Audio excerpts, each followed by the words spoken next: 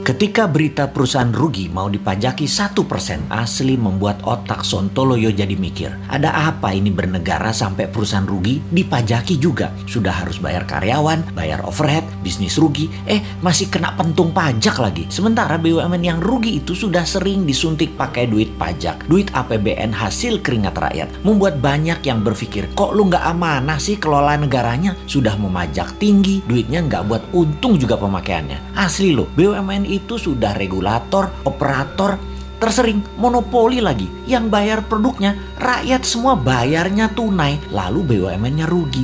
Lah geblek pol, asli geblek. Sebenarnya apa sih yang terjadi? Kita melihat harusnya kita tarik mundur ke 5 tahun terakhir. Kebijakan kelolaan ekonomi negara, baik positif untung atau rugi, ukurannya bukan kebijakan kemarin atau bulan lalu, bahkan tahun lalu. Harus melihat mundur agak jauh, hingga 5 tahun. Kalau perusahaan UKM misalnya bisa terlihat langsung sebuah kebijakan bulan lalu membuat perusahaan untung atau perusahaan rugi. Bisa langsung terlihat. Keadaan ekonomi negara saat ini kita melihat faktanya adalah uang kering. Faktanya adalah uang yang beredar hanya 44% dari PDB. Banyak orang menahan uangnya untuk tidak muter. Ini sudah kejadian lama. Melambat dan melambat. Ekonomi turun karena keringnya uang beredar. Kita bandingkan dengan negara lain. Jepang saat ini uang beredarnya 120% dari PDB. Tiongkok 250% dari PDB. Amerika 200% dari PDB. Gini deh, kita kasih info tambahan lagi. Di Tiongkok yang transaksinya pakai non tunai itu 2 kali PDB Tiongkok yang 13.000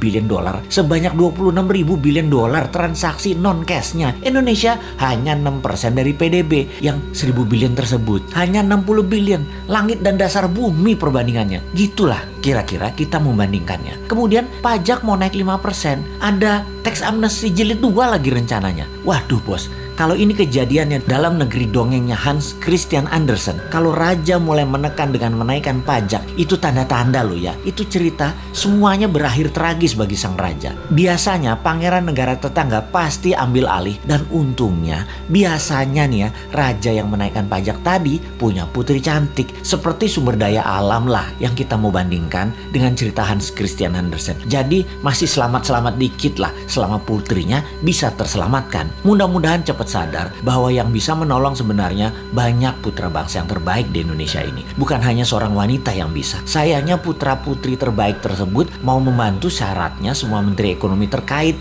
yaitu sekitar 8 departemen, ganti semua dengan timnya dan minta kedaulatan penuh. Kan gak mungkin. Yo wis, kita hanya bisa mengingatkan, gak dipakai gak apa-apa. Toh jabatan ada batasannya juga, kepinteran ada batasannya juga. Tapi bener deh bos, kalau kebodohan mah gak ada batasnya. Kembali ke pajak. Ini yang buat nyesek kebijakan keuangannya dengan menaikkan pajak tinggi dan menekan. Kalian itu wahai pejabat tidak ikut membuat kaya rakyat, malah majekin. Kebijakan pejabat harusnya membuat makmur rakyat. Begini ilustrasinya. Kalau rakyat dapat 100, dipajaki 10, oke lah. Lalu sekarang dipajaki mau 12% atau 15%. Sementara pendapatan turun hanya jadi 80. Ya teriaklah rakyat. Bener deh.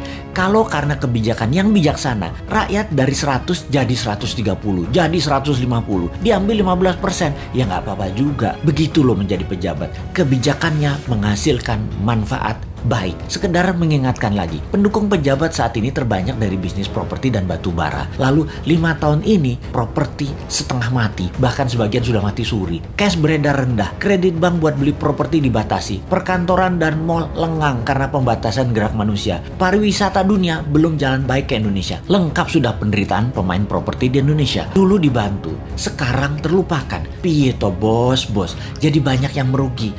Kena pajak 1% lagi. Mampus dah. Wes 2024 gak usah dipilih semua calon-calon dari pejabat sekarang deh. Pasti sama lagi kebijakannya. Cari yang baru. Masa gak ada berlian di antara 270 juta penduduk Indonesia selain mereka sih?